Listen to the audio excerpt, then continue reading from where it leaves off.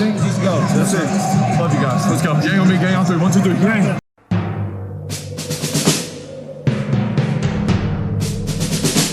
The autumn wind is a pirate,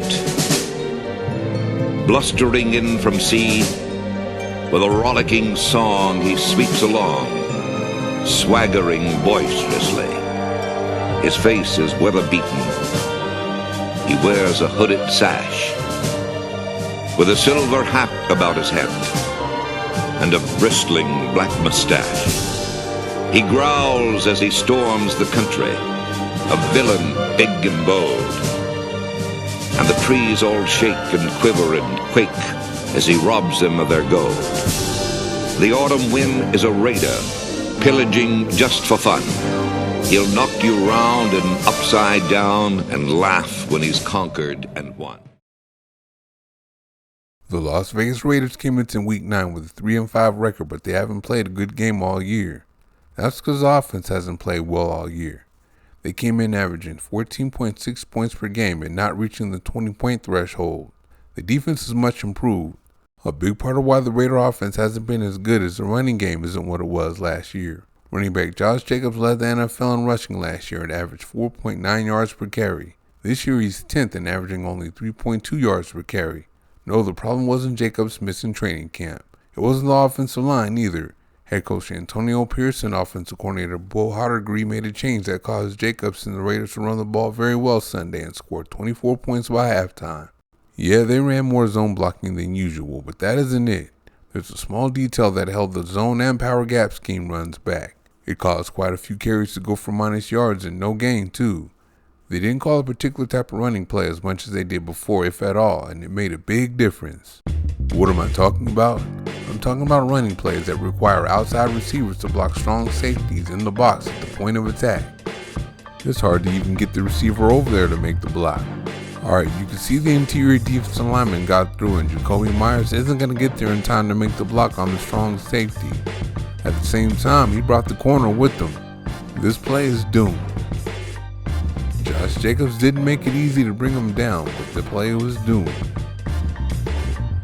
Alright, we're running a sprint draw out of the gun here. Once again, we got the receiver expected to make the block on the strong safety in the box. That's a hard block to make.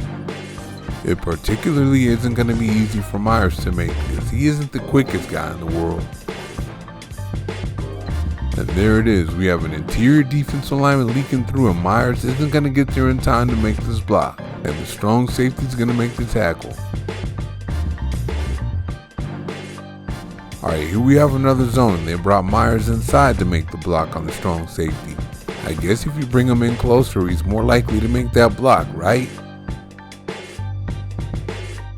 Well, as you can see, not exactly. Meyers isn't going to get there in time to make the block, and guess what? The strong safety is going to make the tackle. Again, that's a really hard block for a receiver to make.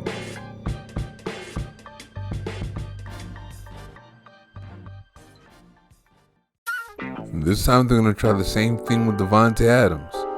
Adams is on the way to the Hall of Fame, but it's not for his blocking, it's definitely for his receiving. I'm not saying he can't block, but his block shouldn't be on the point of attack in the box. Look at that, it didn't take the strong safety long to get rid of him, so Jacobs isn't going to have anywhere to go when he runs himself out of this tackle, so this play goes nowhere.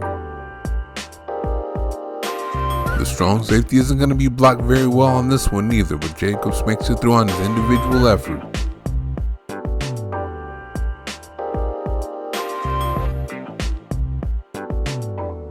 And here comes another mess with Meyers trying to crack on the safety. Alright, you see the strong safety coming downhill because Meyers didn't get there in time, but Jacobs sees a hole backside, and makes a miss and gets through it.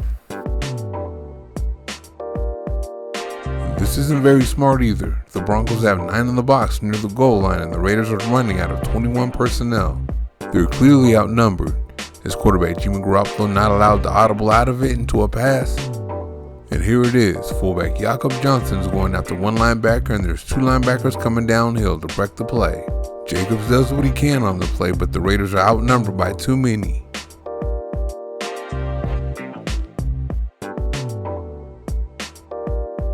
Now let me show you that it wasn't Jacobs in his holdout. He still made guys miss. Your man comes up with the chance to bring Jacobs down for a loss or no gain. But he makes a miss.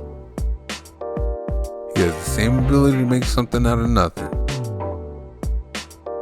Alright, we have an interior defensive lineman leaking through, no problem. Jacobs sees a hole backside and cuts it back. Alright, watch this one. Alright, we got the strong safety coming downhill, thinking he's going to make a tackle for a loss. Then, turns a 2-yard loss into a 5-yard gain. Now we have some pin and pull action with Myers pulling and left tackle Colton Miller pulling. And that, along with the block of Jakob Johnson, is going to spring him for a nice gain. If there was a hole, he got through it. Here we have a zone stretch with Myers on the backside with the defensive end. And there he sees a cutback lane he can get through. And watch him finish with power here. Here's another rare hole from early in the season, and he gets through it.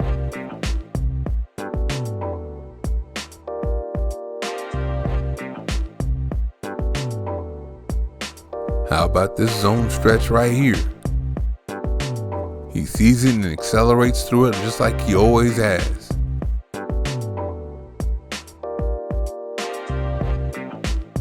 And if he has any space in your one-on-one, you are not going to make the tackle. And here it is right here. That's one guy. Look at all that space. There's no way he's going to make that tackle. He's going to get frozen. He was the same guy all along. Forget all that rusty missed training camp stuff.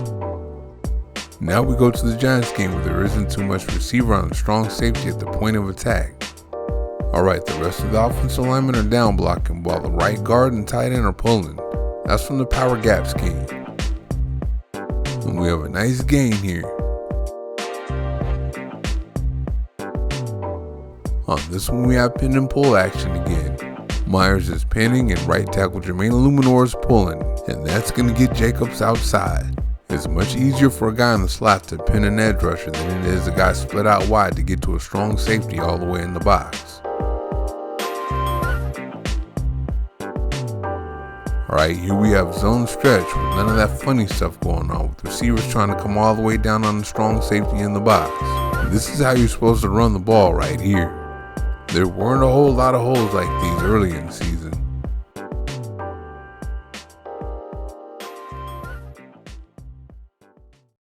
Anytime we have down blocking and someone pulling, that's from the power gap scheme.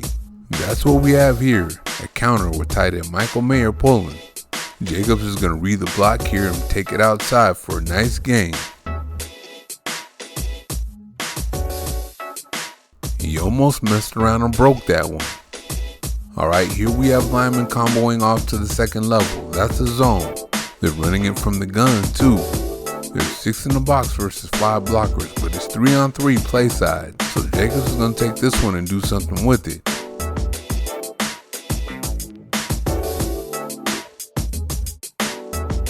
The Raiders were smarter running the ball near the goal line this time. The Giants have all 11 guys in the box, and the Raiders have 3 tight ends and 2 running backs, 32 personnel. And Johnson's going to lead the way, and Jacobs is going to follow him in for the touchdown.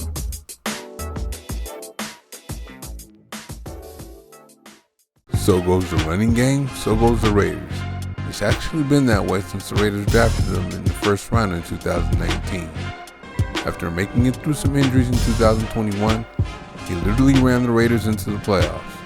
In 2022, Jacobs followed that up with the biggest season of his career, leading the NFL in rushing yards and yards from scrimmage. Then in the beginning of this season, then head coach Josh McDaniels ran too many plays that required an outside receiver to block the strong safety at the point of attack in the box. It wasn't working, so after he was fired, changes were made, and look at the running game now. Thank you for watching. See you next time.